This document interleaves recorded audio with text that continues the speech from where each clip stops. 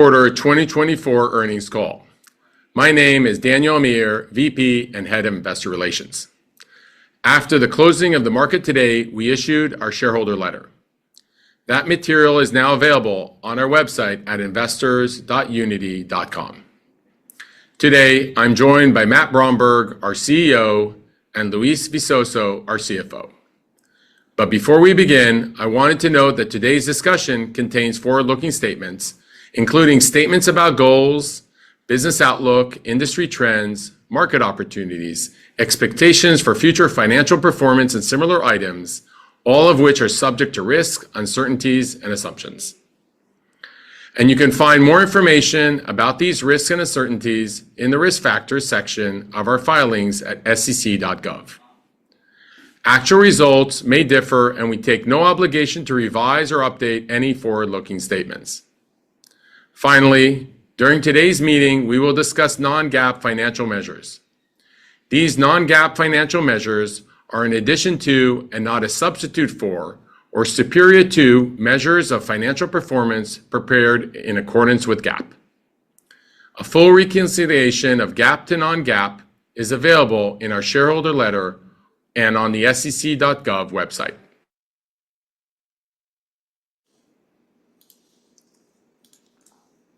Thank you, Daniel. Good afternoon, everyone, and thank you for joining today's call. It's a true privilege for me to be here representing Unity as its new Chief Executive Officer. I'd like to begin by sharing some initial observations. Since joining the company a few months ago, I've had the opportunity to visit and learn from our teams around the world, and I've relished the time spent connecting with our customers in our community. Although not one of us believes that Unity is currently performing to its potential, I can tell you with complete confidence that we have everything we need to achieve healthy, sustainable, and profitable growth. Our vision for Unity is clear. We believe we can become the only company truly capable of supporting game developers through the entire product lifecycle, from the prototyping of a new game to that magic moment where a creation meets its players.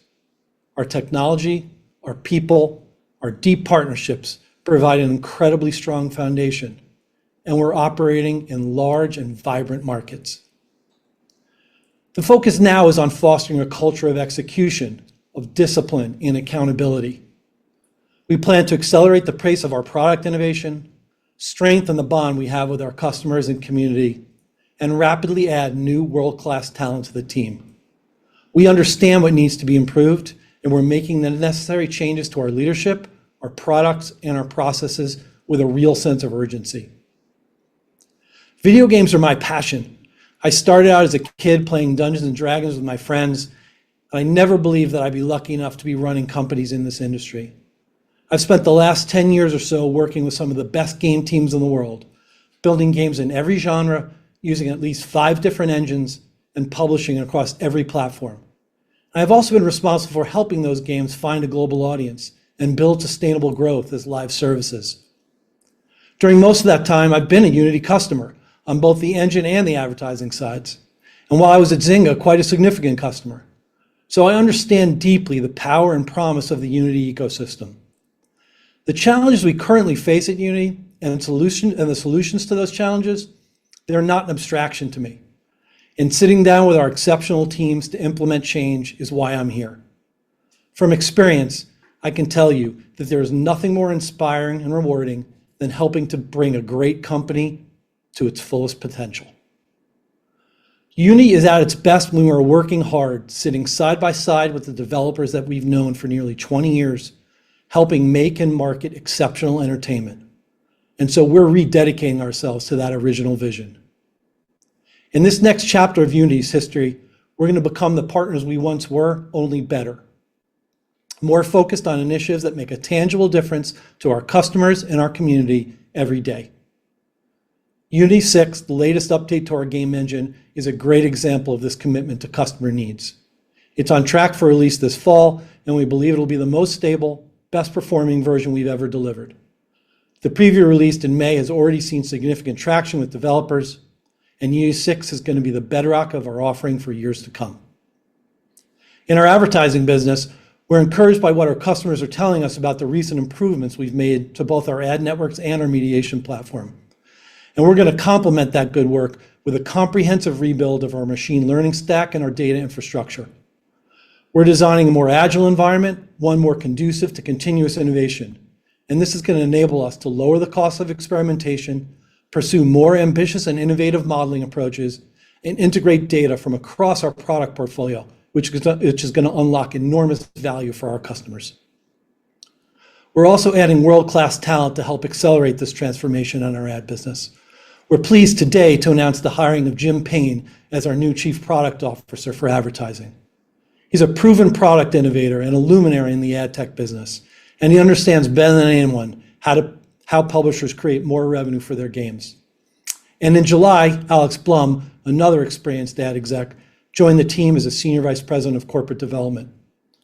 There's a significant opportunity for growth in our mobile ad business, and these two additions will help us realize that opportunity.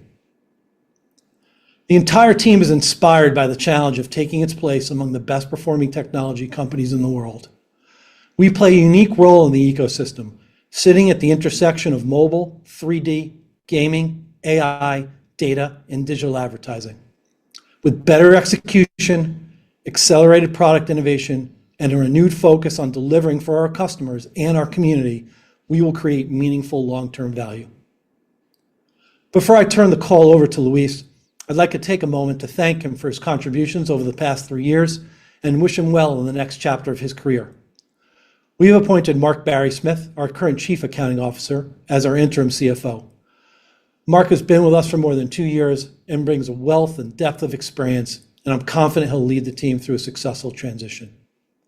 As always, I'd like to thank our customers, our partners, and our employees for their ongoing support.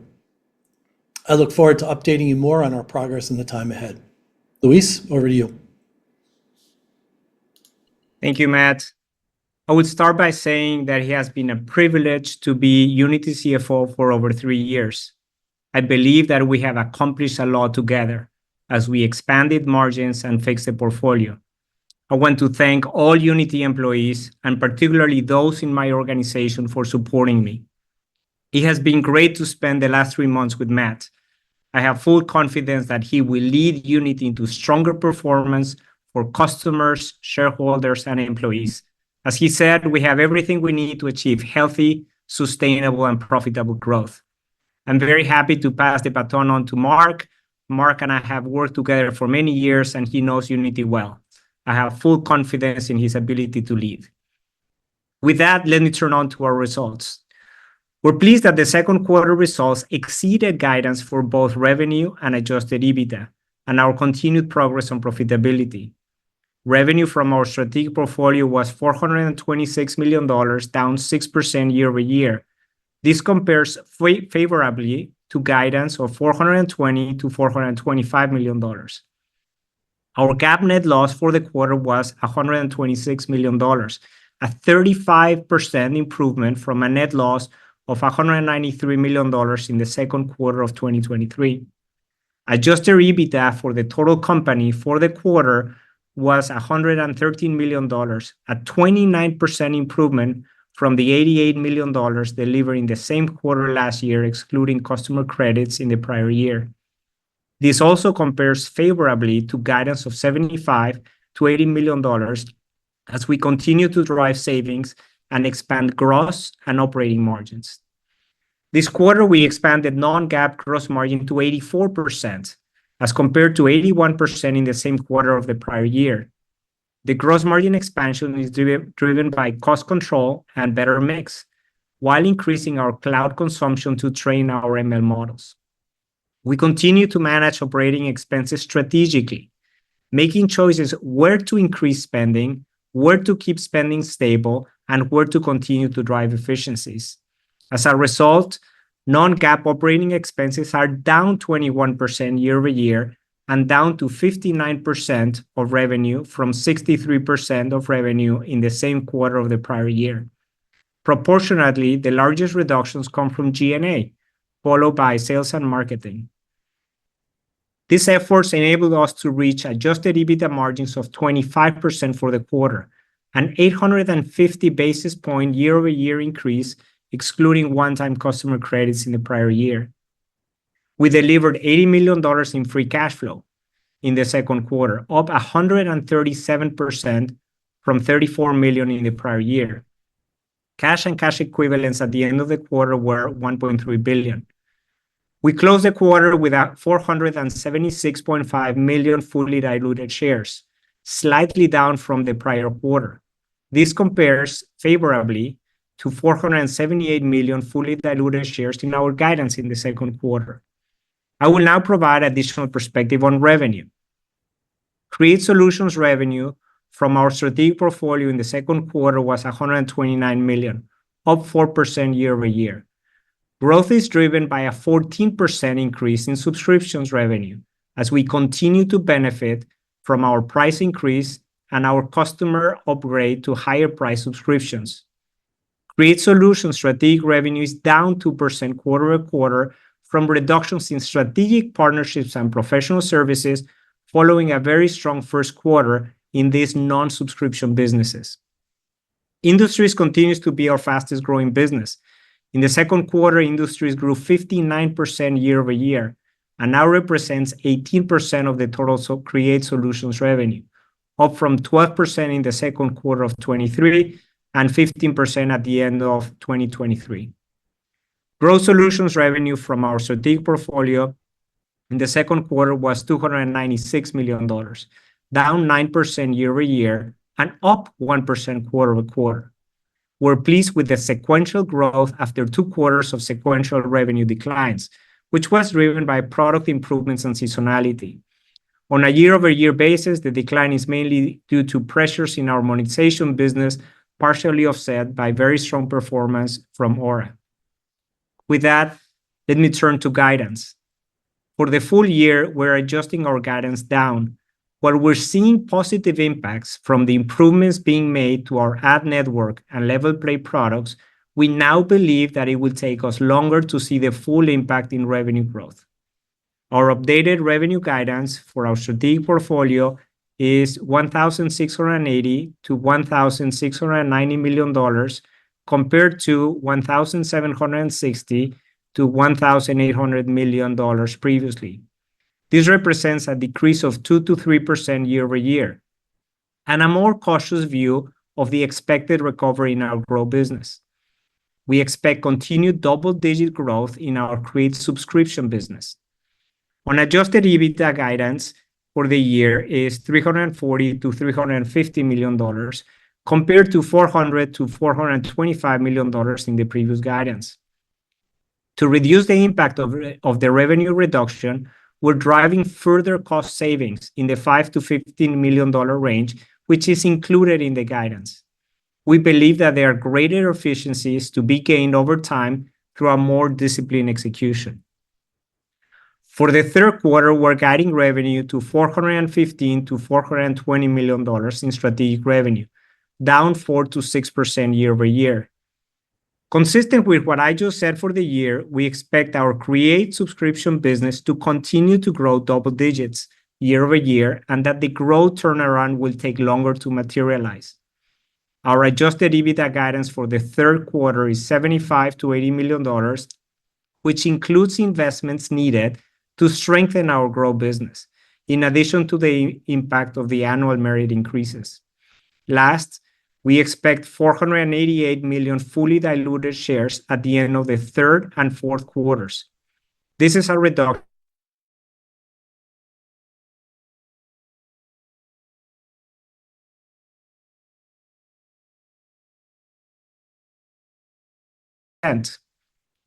the quarter-over-quarter count in the third quarter is entirely driven by our annual equity grants. With that, let me turn the call to Daniel so that we can take your questions. Daniel?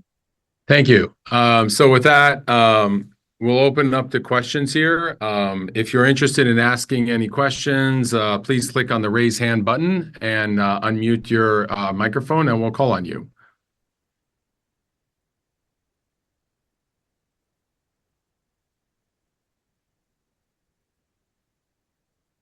So the first question comes from Clark Lampen at BTIG. Thank you very much. Can you guys hear me okay? Very well, Clark. Great. Matt, I want to start on the ad business. You mentioned sort of in the shareholder letter that you started the process of rebuilding the ML and data stacks. As we think about sort of the roadmap from here in terms of releases and general turnaround, could you give us a framework for growth? Is this sort of a quarters long process? Is this a potentially longer process? What's sort of front and center right now in terms of priorities? Thanks for the question, Clark. Yeah, we've been really upping the pace of our product releases on our ad business, and that began before I arrived. We've introduced support for multiple ad units. We've eased integration into our mediation platform. And we made countless improvements to our models. And as Luis mentioned, we are seeing positive reactions from customers. We're encouraged by those updates, and we're going to continue that pace. At the same time, we do feel like we need to do some more fundamental work, as I mentioned in the letter, around our machine learning and data infrastructure stack. Because at the end of the day, while you can make incremental improvements and you've got to compete in this market every day, when you have fundamental capabilities that are differential, that's how you win over the long term. And so we're really excited about the opportunity for that. We have the pieces and we have the data and we have everything we need to do this. We're just going to execute through that activity relatively quickly. And we're excited about the impact that we think we'll see from that. Understood. That's helpful. Luis, if I could follow up quickly on the guidance, I think just to clarify, you said, sort of bridging from the old to sort of current guidance, we should still expect Create growth of double digits, I think, this year. Is that the right way of thinking about maybe medium-term growth for that business also? Or is there a general, I guess, sort of framework for growth, I guess, beyond, sort of 24 that we could think about at this stage?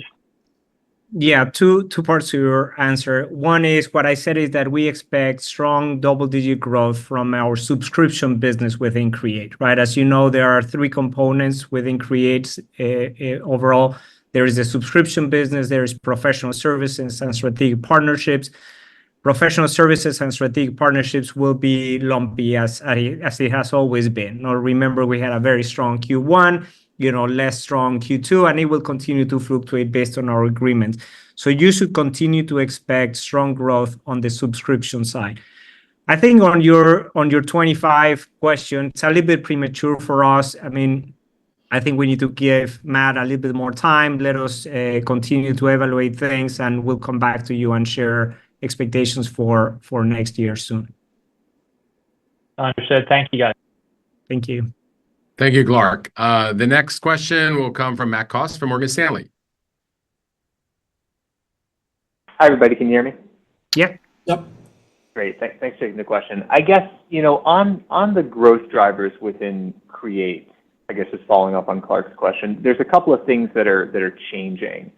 You've got runtime fees coming in with Unity 6. There's the Plus to Pro transition, potentially any price increases for the subscription tiers. I guess, how should we think about when those things layer in and the magnitude of the tailwind to Create results, either end of this year or is that something that kind of starts to flow in next year? And then I have one follow-up. Thank you. Yeah, I'll make an initial observation, and then Luis, we'll pick up the second half of the question. The first order of business I had when I joined the company was to get out on the road and speak and meet with customers. And I met with individual customers at small groups in New York, and also some of our largest customers in the Middle East and Europe. And what I was just really pleased to learn is that there's a real understanding of the important role that we play in the ecosystem, and a real excitement around keeping Unity healthy and growing, and a real willingness, especially around some of our larger customers, to pay fairly for the value we deliver. So that's really great news, and it's a testament to the work everybody does here at Unity every day to keep the company strong. There's been a lot coming in on pricing, and one of the things I'll just observe, and Luis will take you more into it, is that these price increases tend to take time to flow through the system. So they're not something that you see. They're related both to the upgrade cycle, for example, of Unity 6 and other things. So we don't expect to see them right away, but we do see them coming in over time, as you begin to see already with the subscription growth we have. Yeah, Matt, not a lot to add to what Matt already mentioned. I think we continue to benefit from the price increase we took about 2 years ago, as you know, and what we're seeing very helpful is customers moving to higher price SKUs. No, the industry SKU, as we've talked before, has been a great success and has been one of our fastest growing business, and that is, as we've talked before, significantly higher priced, and that's helping us bring in more revenue to drive the business.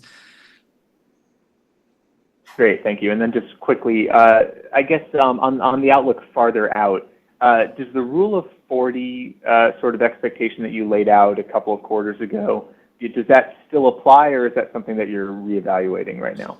For us, the rule of 40 is the right kind of goal, right? It's a goal that's focused on building a business with attractive revenue growth and meaningful profitability, and that is what we're focused on.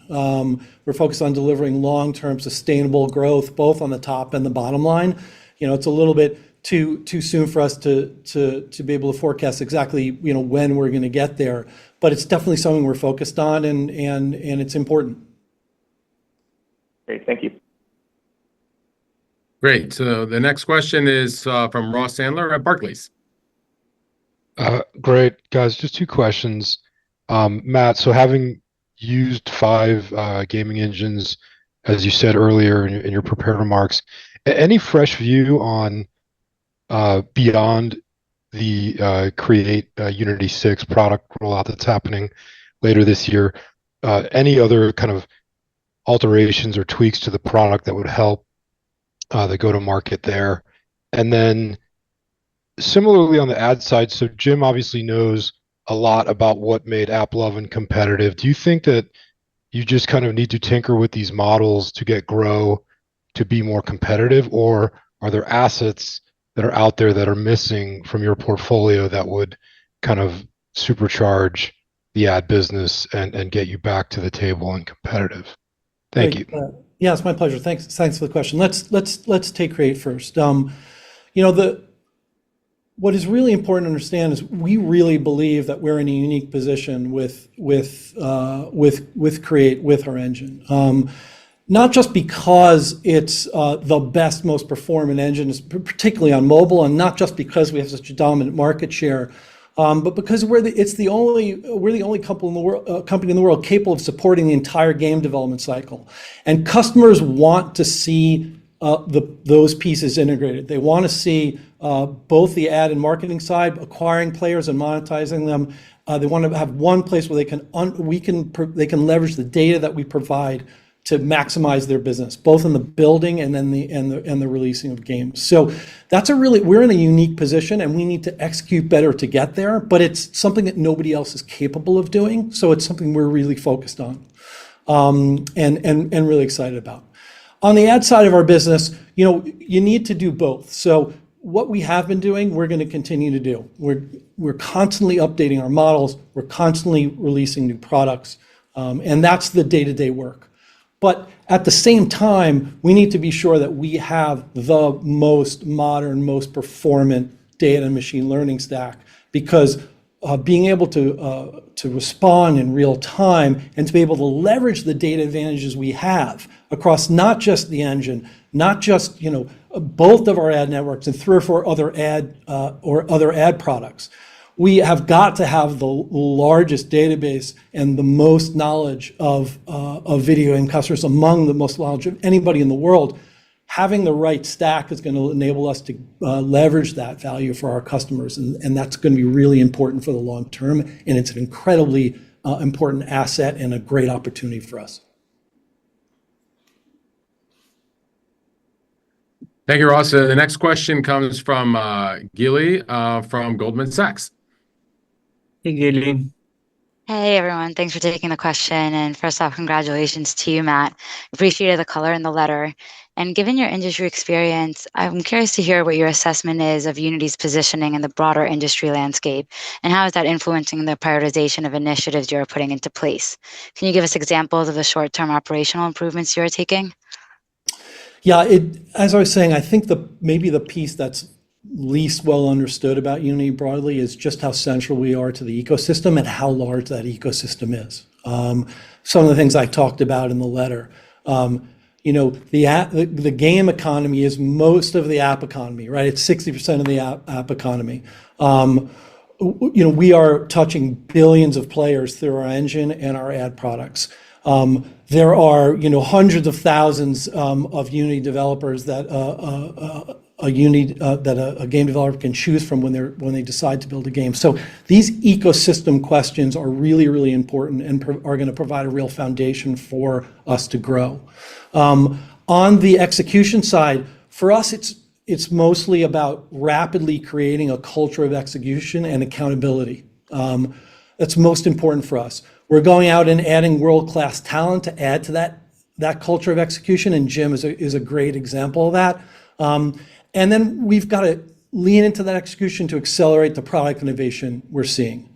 And if we can do that alongside recreating and deepening bonds with our customers, which some of that has been gotten a little frayed in the past. We want to listen better and be better partners and better customers across our business. If we can do all those things, we are in very, very nice position.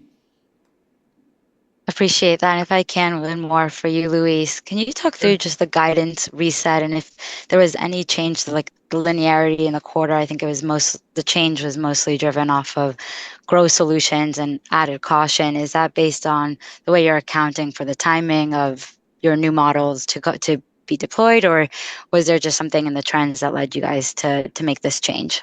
Yeah, we're just being more cautious as you said, and I mean when you guide for the full year and you already have 2 quarters, you can see Q3 and Q4, and we're guiding kind of stable Q3 to Q4, mostly right plus minus a few million, so it's pretty stable. So we're not counting with a lot of seasonality in the last quarter, and if it comes, that'll be great. But that's just being more cautious on the growth side. So that's really the driver.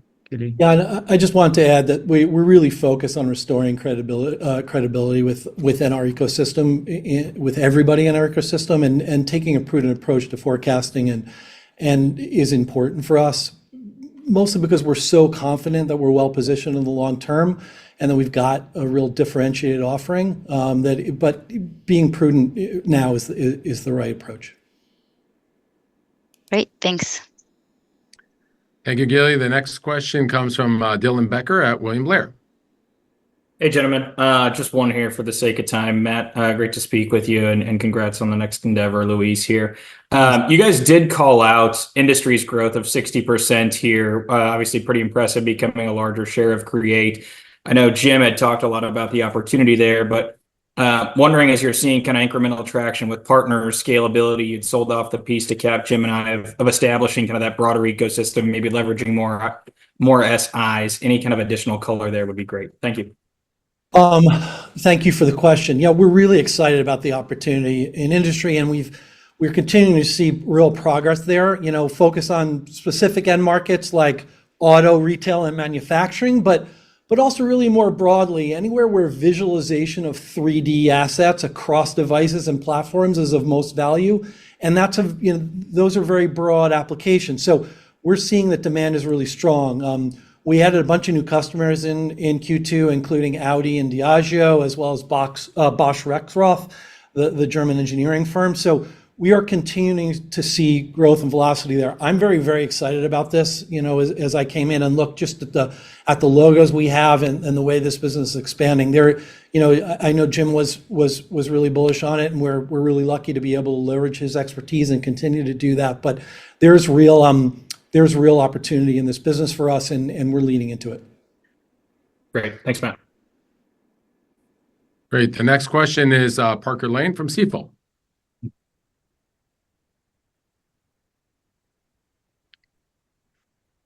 Parker? Yeah. Parker, we can't hear you.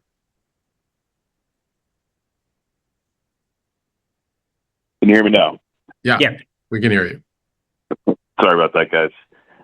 Thanks for taking the question. Matt, just to piggyback on Dylan's question there, I was wondering, when you look at the opportunity in industries, is there any significant change in the go-to-market approach or the opportunity set that you guys have historically gone after? I know you've made this shift that Dylan just alluded to in the delivery mechanism, but as far as what you want to go after, is that largely business as usual there?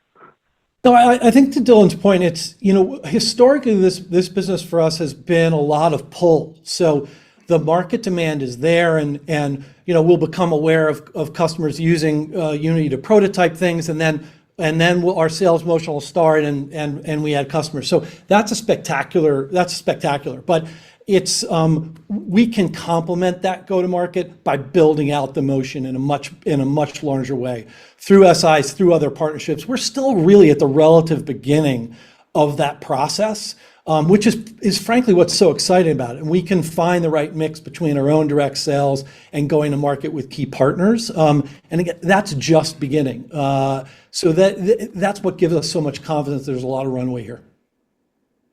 Got it. Appreciate the color. Thank you. Thank you. And last question will come from Josh Silton from Wolf. Thank you so much for squeezing me in. Can you guys hear me? Yeah, Okay. very well, Joshua. Two questions for me. First of all, Matt, congratulations. I guess what I'm just trying to understand is if I take a lot of the questions that were asked on this call today, is I kind of left the shareholder letter feeling like we have a new starting lineup, but I'm not exactly sure what the playbook is going forward. And I guess if you were to just summarize, broadly in a few sentences, what is the playbook to getting Unity back to greatness? And what can you tell us to give us some confidence to investors that you guys can actually execute on that strategy? And then again, just a follow-up from that question.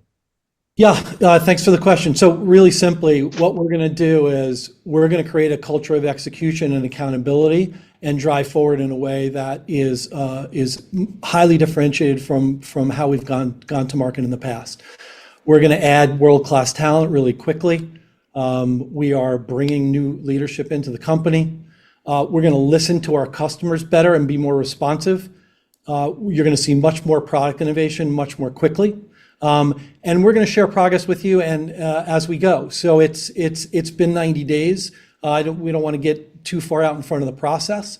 But look, it's our strong belief, as I said in the letter, and I said at the top, that we are the only company in the world capable of being in this really important space in a very, very large market. So we're well positioned. I can tell you that today I'm even more excited than the day I started because I can see that the pieces are here. The people are here, the technology is here, the assets are here. Our partners want us to win in both parts of our business.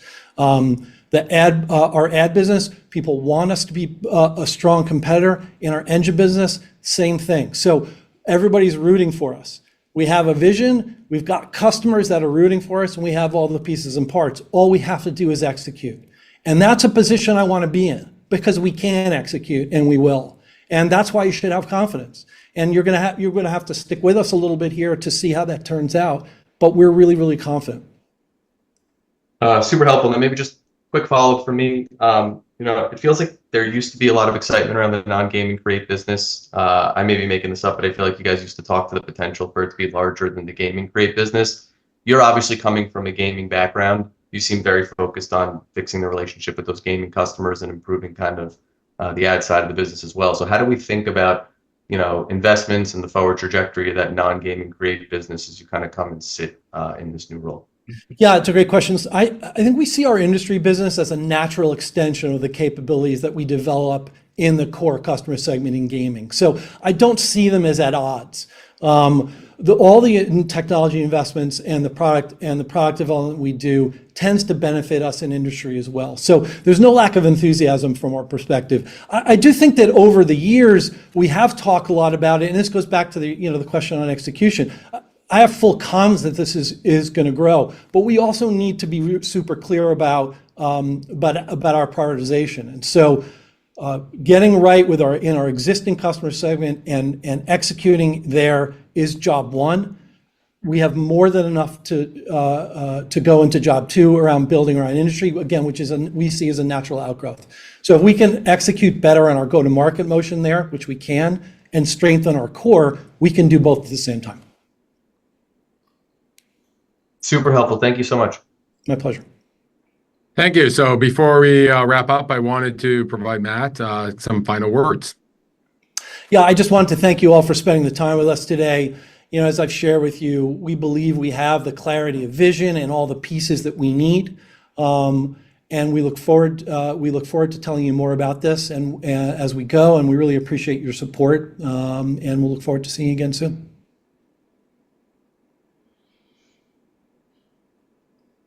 Thank you. Thank you. Thank you, everybody.